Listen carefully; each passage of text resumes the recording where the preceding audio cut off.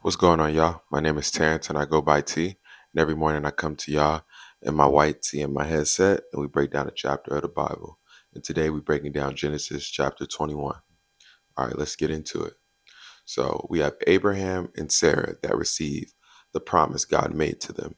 The Lord worked miraculously in Sarah and caused her to become pregnant.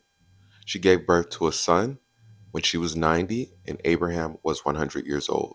They named their baby son Isaac. Isaac was circumcised on the eighth day, just as God had instructed in Genesis 17, chapter 10. Then we get into how Hagar and Ishmael are banished in Genesis 21, verses 8 through 21. When Isaac was weaned, Abraham prepared a great feast. Sarah observed Hagar, mother of Ishmael, laughing, and she became angry. She told Abraham she wanted Hagar and her son banished from their house. This troubled Abraham, but God told him to do as Sarah requested. God's blessings on Abraham's family were to pass through Isaac, but God assured Abraham Ishmael's family would also prosper. The next day, Abraham gave Hagar bread and a skin of water and sent her away. Hagar and Ishmael wandered in the wilderness of Beersheba until the water ran out, at which point they despaired of life. As Hagar wept, the angel of God appeared to her and told her God was planning to make Ishmael into a great nation. The angel of God opened her eyes and showed her a well of water. Ishmael grew up and lived in the wilderness of Paran.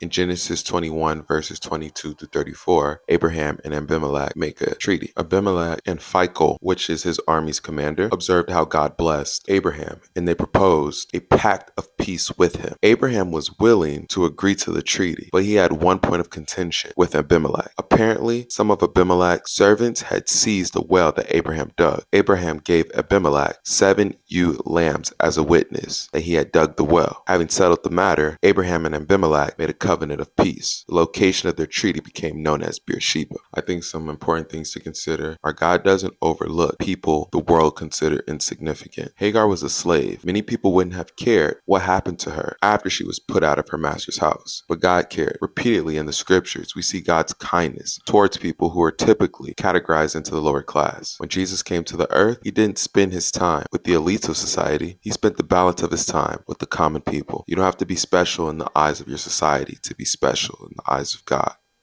And that's how we're going to end Genesis chapter 21. I'll see you guys in the next chapter.